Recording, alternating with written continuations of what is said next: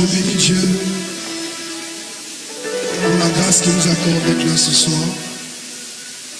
Et je bénis Dieu pour la vie de tous mes collaborateurs et particulièrement la vie de mon épouse. Que Dieu te bénisse. Et je voudrais, avant de commencer toute chose, bénir Dieu pour tous les hommes de Dieu qui ont effectué le déplacement. Et je vais commencer par bénir Dieu pour la vie de ma maman qui est là. Ma maman Clarisse, maman, que Dieu te bénisse. Je voudrais qu'on célèbre Dieu pour ma mère qui est là. Je voudrais que tu célèbres Dieu pour ma maman.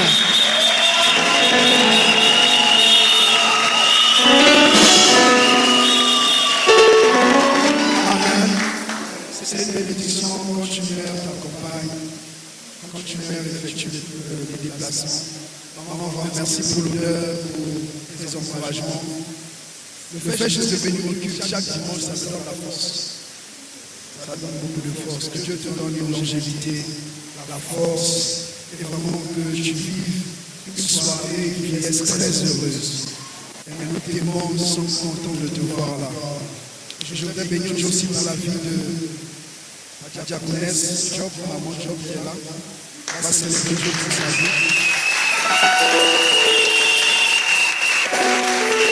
Merci maman d'être venue vraiment. Que Dieu vous bénisse. La diaconesse à l'église Fleuve de Vie, elle a pu effectuer le déplacement. Je célèbre Dieu aussi pour la vie du pasteur Nathalie Bemba qui est là. L'église Porte de Sion. Je suis très content de te voir ce soir. Ça fortifie. Amen. Vous savez, il y a des gens lorsqu'ils sont là, ça vous donne la force, ça vous encourage. On a besoin de Dieu. Mais un jour, j'ai bien été fatigué. Il avait peur. Et Dieu lui a dit, si tu as peur, prends ton serviteur avec lui. Parce que souvent, on peut avoir une grande destinée, mais on a besoin d'être encouragé. Donc que Dieu te bénisse, que Dieu bénisse les fils qui sont venus avec toi. Je célèbre Dieu aussi pour la vie de l'homme de Dieu, John Dark. On va célébrer Dieu pour sa vie. Tu fais un travail extraordinaire avec la caravane d'adoration. Le 14 septembre, on a un programme à l'église Impact Centre Chrétien Sénégal. Donc sur la route de Liémois, au niveau de Norfois, c'est ça. Donc, n'hésitez pas d'aller soutenir l'homme de Dieu, des temps d'adoration et des temps d'adoration. Et l'une des choses par laquelle Dieu va mener le réveil dans ce pays, c'est l'adoration.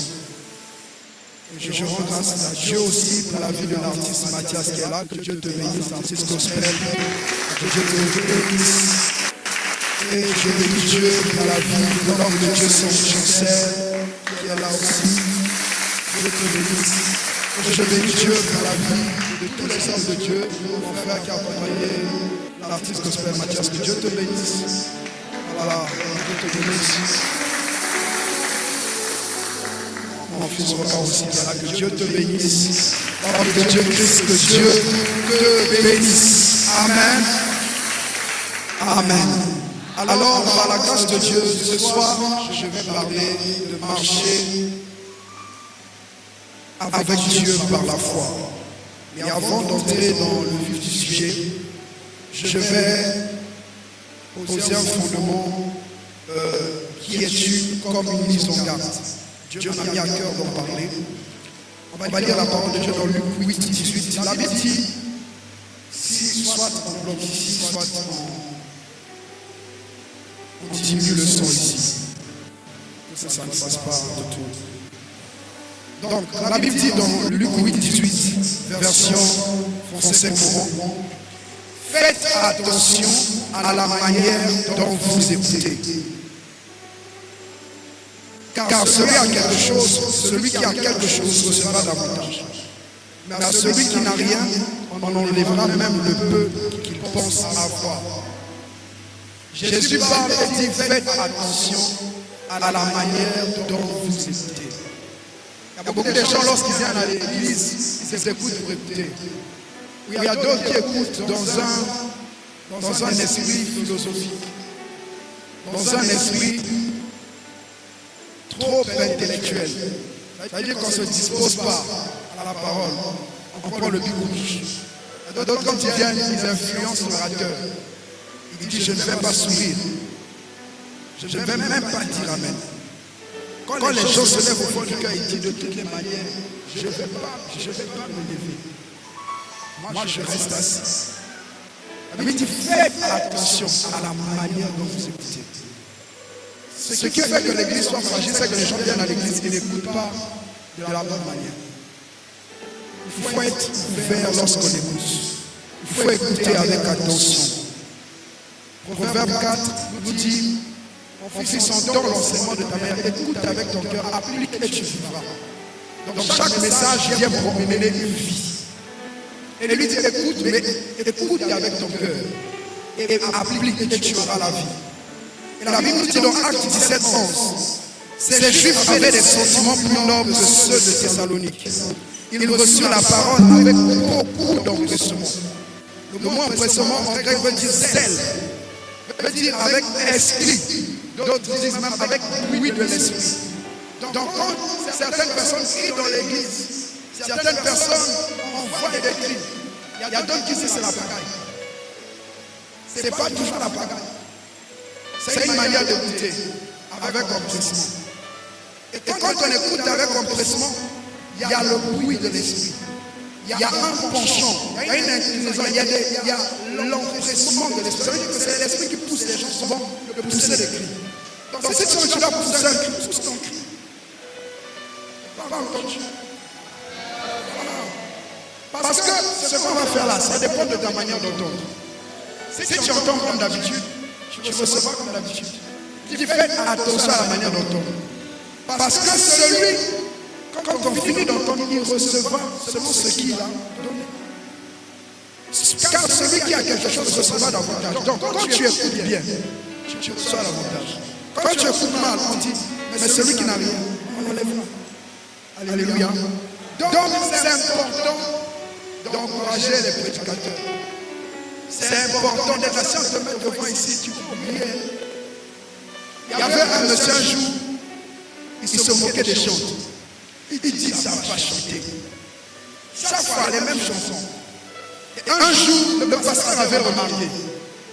Le pasteur était devant, il a dit, toi, viens. Il lui a dit, continue la louange. Le musicien montait. Il a commencé, alléluia. Alléluia. Il a commencé à transpirer. Alléluia.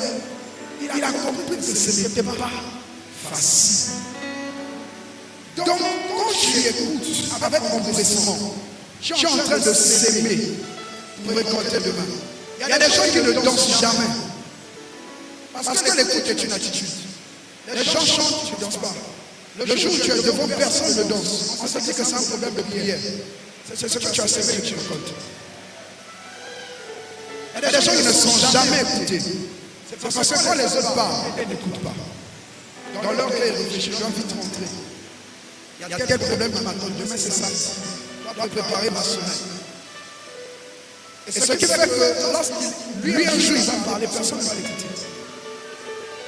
Avoir les gens qui t'écoutent, c'est une semence. Donc, tu dois avoir un esprit ouvert quand tu écoutes. Et écouter avec empressement. Alléluia. Donc ce soir, sois libre dans la présence de Dieu. Oublie ton voisin. Il y a des gens, non, ça fait pas longtemps que je suis venu dans l'église, ça va me remarquer. Fais-toi remarquer. Pourquoi si tu vas écouter d'une bonne manière, est-ce que je peux avancer? La qualité de ton enseignement ne dépend pas du nombre de versets que tu connais. Ça dépend de la manière dont tu écoutes. La preuve en est, beaucoup de gens savent qu'on fait. Si avec on fait les beignets.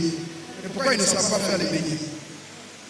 Donc tu peux avoir les versets, tu peux connaître, tu peux avoir lu la Bible 70 fois. Mais enseigner, ce qu'on a compris, c'est autre chose. Donc pourquoi on doit écouter d'une certaine manière? C'est pour recevoir l'onction de l'enseignement.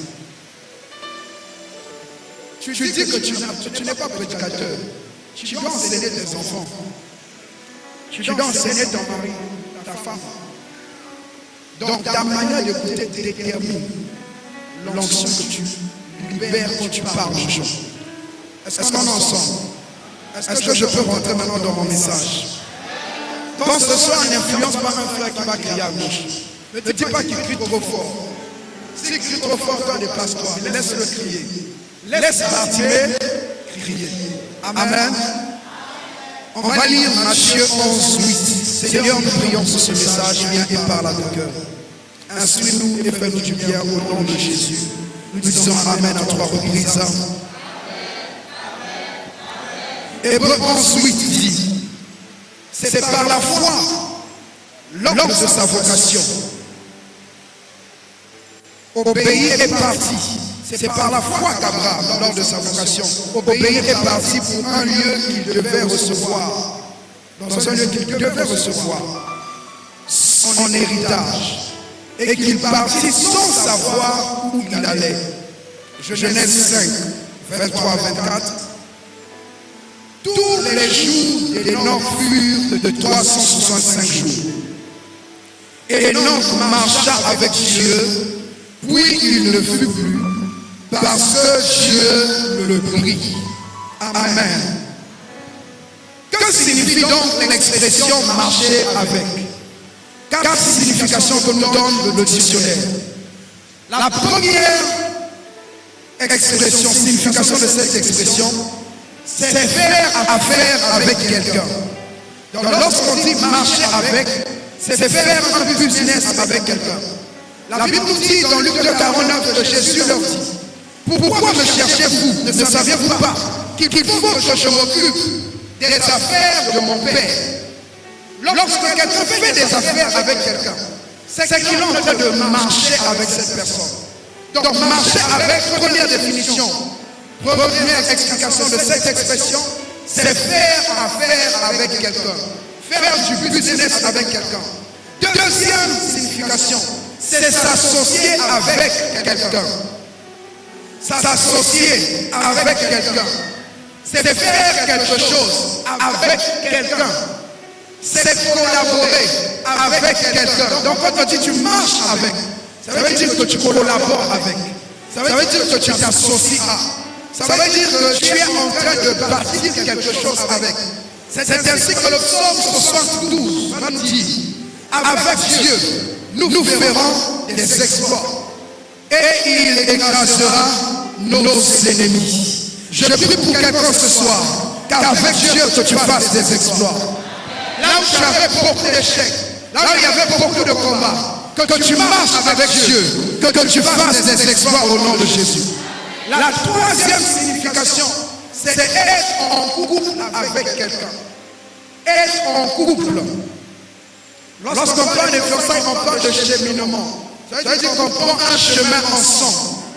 Donc marcher ensemble, marcher avec, c'est synonyme de pouvoir être en couple avec quelqu'un. Voilà pourquoi lorsque tu marches avec Dieu, on t'appelle épouse de Christ. Parce que tu es en train de marcher avec Dieu. Quatrième signification de cette expression, c'est fonctionner d'une certaine manière. Fonctionner d'une certaine manière. Lorsqu'il y a des voitures, il y a des voitures qui marchent avec du gasoil. Et il y a d'autres qui fonctionnent avec de l'essence. Encore mieux aujourd'hui, il y a des voitures électriques. Donc lorsqu'on dit marcher avec, c'est une manière de fonctionner. Donc marcher avec Dieu par la foi, c'est une manière, c'est Dieu qui décide de fonctionner avec toi d'une certaine manière. Alléluia. Alors il y a eu plusieurs choses dans la Bible. La Bible parle de la foi sous plusieurs manières. Mais il y a une chose qui a frappé mon entendement. La Bible dit dans Luc 17, 6, et le Seigneur dit, si vous avez de la foi, comme un grain de sénévé, vous direz à ce sycomore, déracine-toi et plante-toi dans la mer. Donc lorsqu'on parle de la foi aussi est une semence. C'est une semence qu'on place en un grand Dieu pour pouvoir recevoir ce qu'on veut. C'est la raison pour laquelle nous allons voir une femme comme Catherine Kuhlman. Elle disait, ce n'est pas que j'ai une grande foi, mais j'ai une petite foi que je mets en un grand Dieu. Lorsque tu as une foi, même quand elle est petite comme un grain de sénévé, et que tu la places en Dieu, elle te produit de grandes choses. Quand on marche avec Dieu par la foi, on ne s'arrête pas à croire simplement à un certain type de choses. Non, on croit à Dieu. Parce que la qualité de la récolte dépend de la qualité de la terre. Et lorsque tu places ta foi en Dieu comme un grain, ça te donne un arbre avec des fruits multiples. Lorsqu'on parle de la foi, c'est une semence comme laquelle la Bible dit jette le filet à droite. Il dit sur ta parole, je jetterai le filet. La foi est comme un filet qu'on jette sur la mer pour pouvoir recevoir, pour pouvoir pêcher les poissons dont on a besoin. Tu es venu dans cette veillée, je ne sais pas tes attentes, mais alors que tu mettras ta foi de l'avant, ce sera comme Pierre qui sera en train de jeter le filet. Et la Bible dit qu'il y avait tellement de poissons que le filet est en train de se rendre. Je prie pour quelqu'un ce soir qui a relâché sa foi dans l'atmosphère, qui a quitté chez lui et qui a dit je vais à cet endroit, que ta foi te rapporte ce soir. Je prophétise pour quelqu'un. Tu vas récolter quelque chose d'extraordinaire. Tu feras ce que tu n'as pas encore vu. Tu vas expérimenter ce que tu n'as pas encore expérimenté. Après cette veillée, je vois Dieu te donner des résultats que tu n'avais jamais eu au nom de Jésus. Alléluia.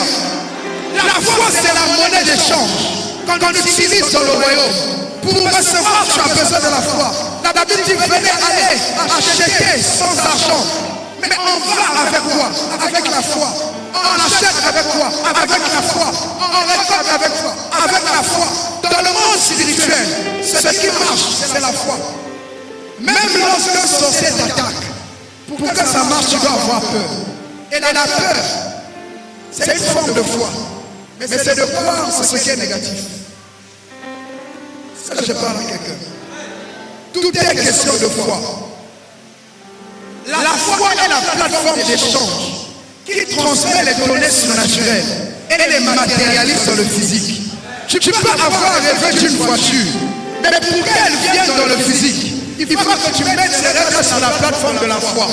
Tu peux avoir rêvé d'un mariage, mais pour que le mariage vienne, tu dois mettre ça sur la plateforme qu'on appelle la foi. Le problème n'est pas que les gens manquent de vision, c'est que les gens manquent de foi pour se mettre en action vers leur vision. Lorsque tu as de bonnes visions, il faut que tu prennes tes visions et que tu le mettes sur la plateforme de la foi. Et quelqu'un qui prend une vision, qui prend une promesse, qui met cela sur la plateforme de la foi, se met à prier et se met en action. Je vois des hommes se mettre en action. Je vois des femmes se mettre en action. Lorsque tu te mettras en action, comme les 4 lépreux, tu verras le Seigneur être en train d'amplifier tes efforts. Alléluia. Il y a plusieurs personnes qui ont marché avec foi, avec Dieu dans la Bible. Nous avons parlé d'Abraham dans Hébreux 11:8. Jacques 2:21 nous dit Abraham, notre père, ne fut-il pas justifié par les œuvres lorsqu'il offrit son fils Isaac sur l'autel? Lorsque Abraham a entendu Dieu, il a dit quitte ta patrie. Abraham est parti. Il n'a voulu rien savoir. Il a décidé de partir. Abraham n'était pas célibataire. Abraham était marié. Et ce n'était pas un couple jeune. Il avait 75 ans, donc sa femme avait 65 ans. Il lui dit, bon, là on va commencer les aventures.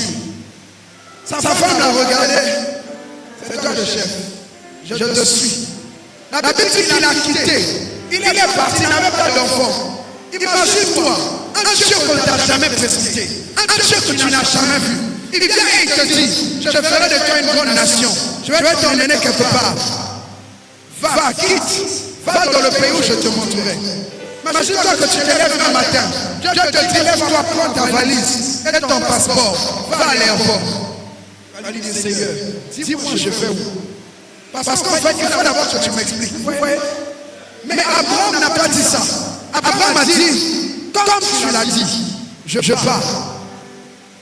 Marcher avec Dieu nous exige d'obéir aveuglément et aller dans sa direction. Nous ne marchons pas par la vue, nous marchons par la foi. Tout homme de foi est un homme qui ne s'arrête pas à la réalité, mais s'accroche à la vérité céleste. Parce que tous ceux qui s'arrêtent sur la réalité ne peuvent pas aller plus loin. Tes yeux peuvent te tromper. Tes yeux peuvent te tromper. Mais ce que Dieu te dit ne peut pas mentir. Il n'est pas non pour mentir, un fils de l'homme se répondit.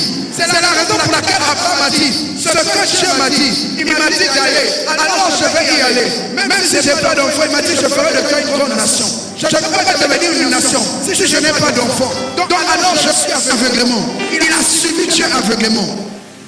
Il y a plusieurs personnes. Dieu t'a dit marche avec moi. Tu commences à murmurer parce que tu ne vois rien. Écoutez-moi, il a marché avec Dieu pendant 25 ans avant d'avoir un enfant. Tu attends un enfant depuis combien de temps? Tu attends le travail depuis combien de temps? Tu attends le mariage depuis combien de temps? Tu attends ce que tu attends depuis combien de temps? Parce que l'attente que tu as, on ne doit pas toujours compter ça le jour de ta naissance. Non. On compte une attente du jour où tu te rends compte que ça doit changer.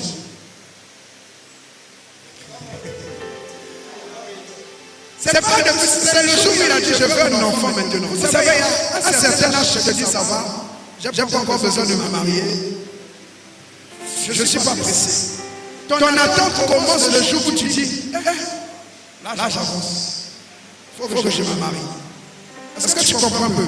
Donc ça veut dire qu'il y a des moments où Dieu ne compte pas certaines choses. Parce que tu n'avais pas pris conscience du manque. Quand tu prends conscience du manque, c'est là que Dieu maintenant, il te dit ok, on commence à compter. Et elle a attendu 25 ans. Finalement, Dieu lui donne l'enfant. Et Dieu vient encore l'éprouver. Il dit ton enfant, ton unique, celui que tu aimes, donne-le-moi. Il y a des gens ici. Si Dieu lui donne une voiture, tu vas ton unique voiture là. Fonce ça. Viens ici. Vous allez voir la personne va commencer à être nerveuse avec tout le monde dans la maison. Ce n'est pas parce que lui avait fait quelque chose. Dieu lui a dit de marcher par la foi. Parce que quand tu marches aveuglément avec Dieu et que Dieu commence à t'exaucer, alors là vient l'épreuve. Et quand l'épreuve vient, Dieu veut vérifier si tu as toujours le même amour, le même empressement que tu avais au départ. Donne-moi ton fils, ton unique. La Bible dit Abraham prit son fils le lendemain. Il a obéi promptement. Il n'a pas dit Sarah, le petit là, on va faire un holocauste, le sacrifier. Sarah devait lui dire, c'est parce qu'on arrive à Canaan et que ces peuples-là sacrifient les gens. Tu es devenu occultiste ici. Ça veut dire que je comprends maintenant. Je comprends. Tu n'as pas chassé Agar parce que je t'ai dit. C'est parce que tu avais des gens mauvais cœur. Tu as toujours été méchant, Abraham. Tu as chassé ton neveu. Aujourd'hui, c'est mon enfant que tu veux sacrifier. Aujourd'hui, c'est mon fils. Quand tu es rentré dans les loges, je n'étais pas avec toi. Il n'a pas dit, Simon, ce jour-là, Sarah devait lui dire, la dernière fois qu'on a discuté, Dieu t'a dit quoi? Fais ce que je t'ai dit, non? Alors, tu ne vas pas le sacrifier. La dernière fois, il t'a dit de faire tout ce que je te dis. Fais tout ce que je te dis. Il n'a pas demandé, il a obéi promptement. Il y a des sacrifices qu'on fait, on ne dit pas à sa fiancée. Il y a des sacrifices qu'on fait, on ne dit pas à sa femme. On prend, on ferme les yeux, on parle. Lorsqu'il est parti, Dieu l'a éprouvé. Et il est devenu semblable à Dieu. Parce que Dieu est le seul qui a donné son fils unique. Lorsque tu marches par la foi aveuglément, tu obéis à Dieu. Tu rentres dans les standards divins. Écoutez-moi, sur la terre, nous sommes bénis au nom de Jésus, par l'alliance d'Abraham. Donc, hormis le nom de Dieu, Dieu a souverainement élevé le nom de Jésus. Mais à côté de ça, il a aussi élevé le nom d'Abraham. La Bible dit dans Galates 3, 29. Et si vous êtes à Christ, vous êtes donc la postérité d'Abraham. Mais si nous sommes en Christ, est-ce qu'on a besoin d'appartenir à un homme? Si nous sommes à Christ, est-ce qu'on a besoin d'appartenir à une église? Si nous sommes à Christ, pourquoi on a besoin d'être dans une filiation physique? Il a dit parce que ce monsieur a marché avec moi aveuglément. Il faut que des gens qui suivront, qui marcheront dans la foi, fassent partie de sa lignée. Je suis en train de décréter et de déclarer dans la vie de quelqu'un. Tu seras un père d'un mouvement. Ça commencera par toi, ça ne s'arrêtera pas. Il dit, je bénis jusqu'à la millième génération. Je décrète et je déclare que dans ta famille, ça ne s'arrêtera pas par toi. Tu seras le début, mais tu ne seras pas la fin. Au nom de Abraham a marché avec Dieu par la foi. Et ça commence lorsqu'on a accepté Jésus comme Seigneur et Sauveur. Marcher avec Dieu par la foi, ça t'emmène à une vie de sanctification jusqu'à l'enlèvement. Nous sommes à la clôture de Nazir et marcher avec Dieu, c'est ça. La Bible nous dit quelque chose. Que sans la foi, il est impossible d'être agréable à Dieu. Ceux qui s'approchent de Dieu doivent croire qu'il existe et qu'il est le rémunérateur de ceux qui le cherchent. La Bible me dit que même si tu jeûnes, tu pries, si tu le fais sans foi, tu n'es pas agréable à Dieu. Vous savez, ne pas coucher avec une femme sans la foi, ce n'est pas de la sanctification, c'est avoir une bonne moralité.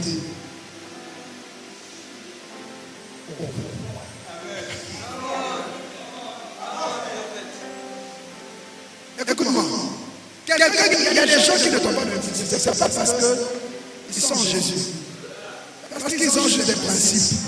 Donc quelqu'un dit, ne marche pas dans l'impudicité sans Jésus, ce n'est pas de la sanctification, c'est de la bonne éducation, de la bonne moralité. La preuve en est avec l'impudicité de plusieurs concernants qui se sont baptisés. Ou bien, ils sont ici. Lorsque quelqu'un se baptise, c'est là où Satan dit, je vais t'attraper maintenant. Ça commence maintenant. En fait, quand tu finis même le baptême, la fête là même qui commence. Comme ça va, tous les baptisés ont un problème. D'autres sont retenus d'avoir des grossesses. Alléluia. Donc personne sans la foi ne peut être agréable à Dieu. La Bible dit dans Genèse 5, 24, Enoch marcha avec Dieu, puis il ne fut plus. Pendant 365 ans, il a marché avec Dieu et il ne fut plus. Marcher avec Dieu t'emmène à une dimension de sanctification que tu ne forces pas. Il a marché avec Dieu. L'Esprit de Dieu m'a dit, lui c'était 365 ans, pas 365 jours. Donc ça veut dire que chaque année, il y avait une notion de sainteté sur lui. Dieu m'a dit, s'il peut être pendant 365 ans saint, marcher, ne pas tomber, ne pas être comme les gens, toi en 365 jours, tu ne crois pas que Dieu peut le faire. C'est possible que pendant 365 jours, que Dieu te maintienne sans mentir, sans voler, sans escroquer. C'est possible, c'est par la foi. Il y a beaucoup de gens, Dieu les a appelés. Dieu l'appelle, il dit, Seigneur, pour que tu puisses vraiment me convaincre que tu m'as appelé, je vais d'abord arrêter tel péché. Non, on n'arrête pas le péché par sa volonté, on arrête par la foi. Quand tu vas décider de marcher avec Dieu, Dieu va arrêter certaines choses. C'est quand tu acceptes le pays au Seigneur que la force de laisser certains péchés viennent sur ta vie. Il y a beaucoup de gens, Dieu dit, viens, serre-moi. Seigneur, j'ai tel problème, j'ai tel souci. Dieu dit, je m'en moque. Celui qui a fait l'oreille n'entend-il pas? Ça veut dire que celui qui t'appelle en d'autres termes n'a-t-il pas la capacité d'ôter ton problème? Donc c'est par la foi qu'on arrête les péchés. Tu dis, Seigneur, j'accepte de marcher avec toi. Et je sais que par la foi, tu me donnes la capacité. Il y a des péchés où tu ne vas pas jeûner, prier. Tu vas dire, Seigneur, à partir d'aujourd'hui, je vais être un vaste honneur. Je vais être utile. Marcher avec Dieu, ça exige la sainteté. Je prie que Dieu nous maintienne d'avoir toujours l'huile sur nos têtes et les vêtements blancs. La qualité de ton onction dépend de la blancheur de tes vêtements.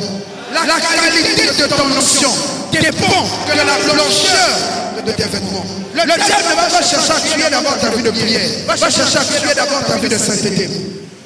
Alléluia. C'est la raison pour laquelle nous devons maintenir nos vêtements blancs. Marcher par la foi. C'est quoi que Dieu va prendre soin de moi.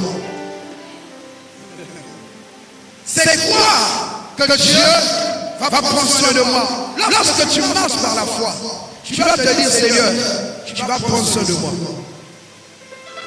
J'ai voulu aller en France, ça n'a pas marché. J'ai voulu aller en Amérique, ça n'a pas marché. J'ai voulu aller, même en Afrique du Sud, ça n'a pas marché.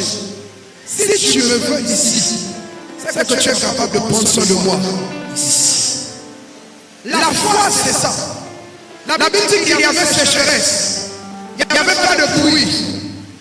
Dans 1 Roi 17, le verset 6. Pendant cette période de galère, Dieu dit, Monsieur Élie, va au torrent. C'était moi, j'allais lui dire, Seigneur, tu veux me tuer. Je comprends. Ce que tu as fait à Moïse sur la montagne, c'est ce que tu veux me faire. Mais il n'a pas dit ça. Il est parti au torrent. Et là-bas, il y avait un corbeau. Et le corbeau venait chaque matin et chaque soir lui apporter du pain et de la viande. Écoutez-moi. L'une des choses pour lesquelles tu dois arrêter de te plaindre, c'est la nourriture. Oui. Les enfants d'Israël, ils ont boudé. On fait de la viande. On fait de la viande. On fait de la viande. Je mange le riz sans viande. Tous les jours, le poisson. Il y a 100 poissons. Il y a 100 poissons. Ils se sont fâchés. Dieu leur a envoyé de la viande. Il a dit, ok, vous allez manger de la viande. La caille est tombée. Le temps, ils vont finir de manger. Dieu les a frappés. Si Dieu t'emmène dans une saison, dans un lieu, dans un pays, tu dois croire qu'il est capable de prendre soin de moi. Tu es capable de prendre soin de toi. Arrête de croire que c'est ton salaire. Ton salaire est un canal. Ta maman est un canal. Ton patron est un canal. Il n'est pas la source. La source, c'est Dieu. Quand tu sais que tu es capable de te gérer, même quand tu ne travailles pas, il y a une certaine portion qui vient vers toi. Alléluia. Les enfants d'Israël, ils avaient l'argent, mais ne pouvaient pas manger ce qu'ils voulaient. Ça veut dire que quand Dieu t'emmène dans un désert, tu peux faire tous tes efforts. Rien ne marche. Mais tu dois savoir que Dieu est capable de prendre soin de moi. Dieu est capable de prendre soin de toi. Alléluia. Marcher par la foi. Je vais descendre. C'est croire que par la foi, dans le nom de Jésus, le surnaturel peut prendre place. Marc 16, 17 à 18 vous dit, voici les miracles qui accompagneront ceux qui auront cru en mon nom. Ils chasseront les démons. Ils parleront de nouvelles langues. Ils saisiront des serpents. S'ils voient quelque chose, quelque breuvage mortel, ils ne leur feront aucun point de mal. Ils imposeront les mains aux malades. Et les malades seront guéris. La Bible dit, voici les miracles qui se feront, qui accompagneront ceux qui auront cru. Lorsque tu crois au nom de Jésus, le surnaturel te poursuit. De manière naturelle. De manière naturelle. Quand tu crois au nom de Jésus, Dieu te donne la capacité de chasser les démons. Te donne la capacité de ne pas mourir de certains empoisonnements. Il te donne la capacité de ne pas tomber dans les filets des mailles de l'ennemi. Parce qu'il a la capacité surnaturelle de te dire de dominer. Il a dit, je te donne le pouvoir de marcher sur les serpents, sur les scorpions, sur la puissance de l'ennemi. Et rien ne pourra fuir. Donc quand on marche par la foi, on croit en Jésus, on croit au surnaturel, on croit que les démons peuvent quitter les corps, on croit que les paralytiques peuvent marcher, on croit que les choses peuvent changer. La Bible dit qu'ils sont restés à la chambre haute. Pendant qu'ils étaient à la chambre haute, quelque chose s'est passé. Le Saint-Esprit est venu sur eux. Et quand le Saint-Esprit est venu sur eux, ils ont été chargés, transformés. Et en sortant de là, des hommes ont été gagnés. Mais cela ne s'arrête pas là. Donc Acte 3, le verset 6, la Bible me dit, alors qu'ils étaient en train d'aller au temple et qu'ils étaient en train de monter, Jean et Pierre, la Bible dit qu'ils ont trouvé un paralytique. Et quand ils ont vu le paralytique, Pierre lui a dit, je n'ai ni or, ni argent, mais ce que j'ai,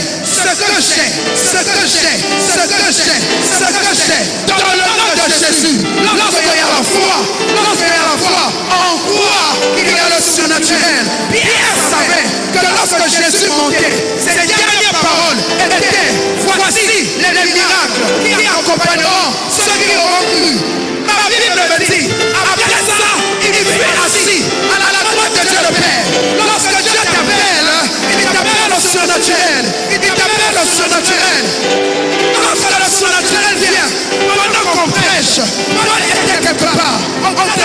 prêchait, en train de relâcher la parole. La Bible dit, alors qu'il prêchait, il y avait un paralytique qui était là. Et pendant qu'il était là, le paralytique a commencé à croire. La Bible dit, il envoya sa parole. Sa parole est guérie. Elle est délivrée de la fosse. Il n'a pas dit seulement la prière. Il a dit, il envoya sa parole. Paul était en train de parler. Il était en train de prêcher. Il était en train d'enseigner. Mais pendant qu'il enseignait, le monsieur qui était là, il dit, moi je sais qu'il faut faire attention à la manière dont j'écoute. Parce que la foi vient de ce qu'on entend. Ce qu'on entend vient de la parole. Voici la parole qui a été relâchée pour mon problème.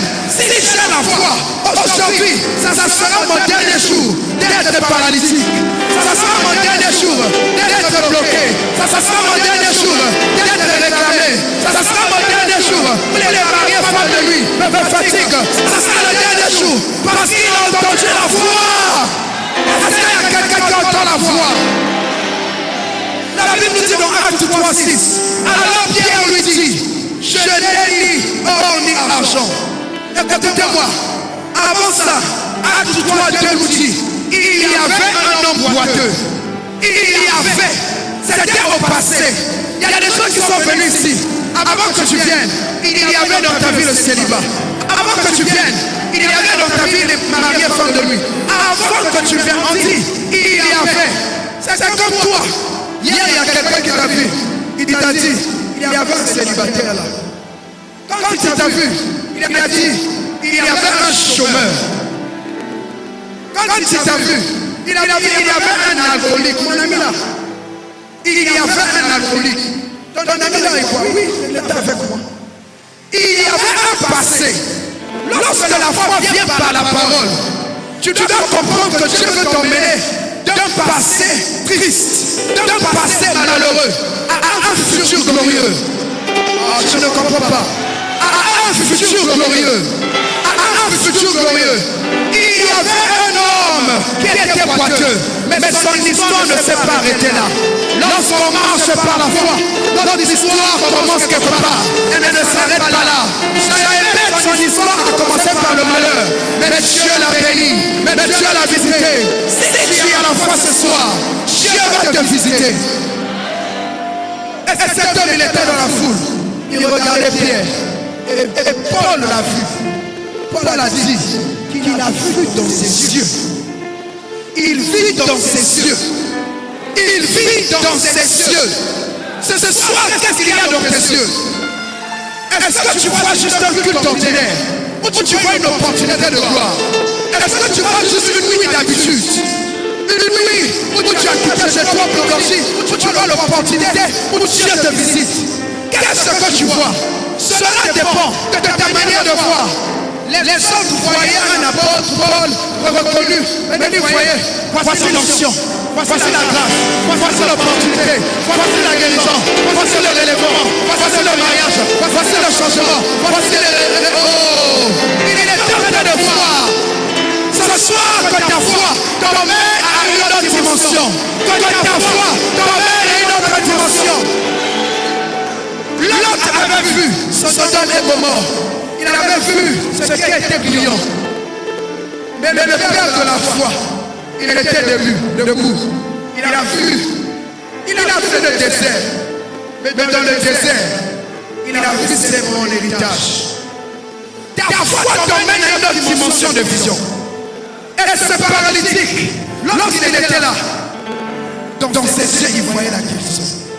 La Bible me dit, Paul vit dans ses yeux qu'il avait la foi pour guérir. Qu'il avait la foi pour guérir.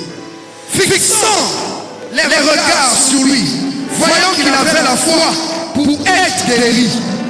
Il y a une foi pour avoir l'argent. Voyons la foi pour être guéri. Il y a une foi pour avoir l'argent. Il y a une foi pour attirer les clients. Il y a une foi pour attirer les foules. Il y a une foi pour attirer les miracles. Il y a une foi pour nager dans les prophétiques. Je parle à quelqu'un qui a dit, ce soir, je veux que mon prophétique passe à notre bureau. Il y a quelqu'un qui veut venir. Il a dit, je veux aller recevoir une autre dimension de foi dans le prophétique. Écoute-moi alors que je suis en train de prêcher de recevoir cette parole. Tu as pris avant de venir, tu as dit, ce soir, il faut que je chante dans une dimension prophétique. Il y a une foi pour recevoir cette dimension. Je ne vois pas les hommes de foi. Je ne vois pas les femmes de foi. Lorsqu'il y a la foi, on le démontre. Il y a une foi pour se marier. Il y a une foi pour travailler. Il y a une foi pour commencer l'église. Il y a une foi pour avancer. Ce soir, de se venir activer les hommes de foi. De se venir activer les femmes de foi. Donne-moi le meilleur de tes hommes. Paul, voyons qu'il avait la foi pour être guéri. Si tu es pas forte, lève-toi droit sur tes pieds. Lève-toi droit sur tes pieds. Et il s'éleva d'un bond. Et il marcha. Il y a des choses qui étaient longtemps, stagnées dans ta vie, qui vont s'élever d'un bond. Je parle de quelqu'un qui passe dans une saison d'accélération. Il y a des périodes où tu es longtemps resté à un même niveau. Et Dieu décide que l'accélération arrive. L'accélération arrive. Le Dieu de l'accélération arrive. Le Dieu de l'accélération arrive. Le Dieu de Kadero Shaddai. Il s'éleva d'un bond et marcha.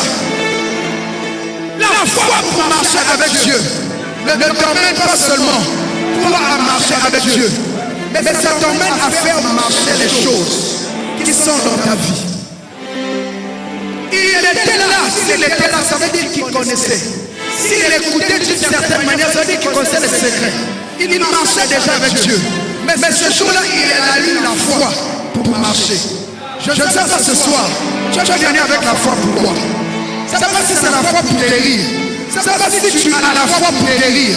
Si tu as la foi pour voyager. Si tu as la foi pour arrêter l'impudicité. Si tu as la foi pour arrêter le mensonge. Mais ce soir, Paul a vu que cet homme avait la foi. Et la Bible dit, se levant d'un bond et marcha. À la vue de ce que Paul avait fait, la foule éleva la voix. Et dit en langue lycaonienne, les dieux sous une forme humaine sont descendus vers nous. Dieu avait dit, ça veut dire, vous êtes des dieux. Lorsqu'on marche dans une dimension de foi, on marche et on fait voir le Dieu invisible dans le monde visible. Lorsque tu rentres dans une dimension de foi, tu fais marcher les choses comme Dieu voudrait qu'elles marchent. Tu as la capacité et tu as la foi. Tu as la capacité pour emmener les choses là où tu veux. Un homme de foi ne déclare pas la défaite. Un homme de foi ne déclare pas la défaite. Je parle à Éphèse. Dieu te dit, ne regarde pas la défaite. Ne regarde pas les obstacles. Je parle à une maman. Je parle à un frère. Je parle à une soeur.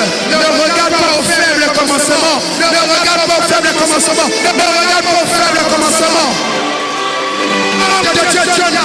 Pendant qu'on priait, j'étais enlevé et j'étais amour. Et j'étais en train de voir caravane d'adoration. Il y a une saison où Dieu nous fait dans une localité. Et il y a des saisons où Dieu nous étend. Je prie au nom de Jésus que tu reçois la foi pour t'étendre. Tu reçois la foi pour les nations. Tu reçois la foi pour un ministère international. C'est la foi perçante qui fait que quelqu'un qui ne te connaît pas te prend, il t'achète un billet, il te dit viens chez moi. Écoutez-moi, ce monsieur-là ne connaissait pas Pierre. Un ange lui est apparu, lui a dit, qui tu es? Appelle Pierre. Lorsque tu es un homme de foi, là où tu ne t'attends pas qu'on te cherche, on va te chercher. Papa naturel me dit de te dire, les présidents vont te chercher. Il y a de ces choses, on se dit aujourd'hui, connais personne, mais demain, tu ne sais pas qui est ton voisin, tu ne sais pas qui est ta voisine. Ne néglige pas quelqu'un, parce que lorsque la foi pour marcher avec Dieu vient, on peut prendre un pauvre, on peut prendre Joseph, le même jour le laver, le même jour le coiffer, le même jour le tailler, le même jour l'emmener devant le roi, le même jour l'emmener aller se marier, le même jour lui donner une maison, le même jour le faire asseoir. Si c'était donne-moi, donne-moi, yes. La foi de marcher avec Dieu. La foi de marcher avec Dieu. Je suis venu dire à quelqu'un, tu marches avec un Dieu vivant. Tu ne marches pas avec un Dieu mort. Il est le même hier, aujourd'hui, éternellement. Lorsqu'on le dit, on a fini de parler de la foi. Parce que s'il est le même hier, aujourd'hui, éternellement, il faudra aussi que notre foi soit la même que celle des héros de la foi. La Bible dit imiter leur foi. Je ne sais pas si c'est la foi d'Abraham que tu vas imiter, si c'est la foi de Paul que tu vas imiter, si c'est la foi de Sarah que tu vas imiter, si c'est la foi de la femme, je ne sais pas, mais c'est toi là-bas.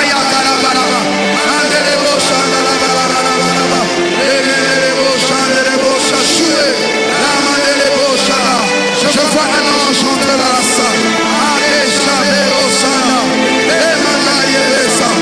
Non, Seigneur, est fini. La main de Dieu. Oh,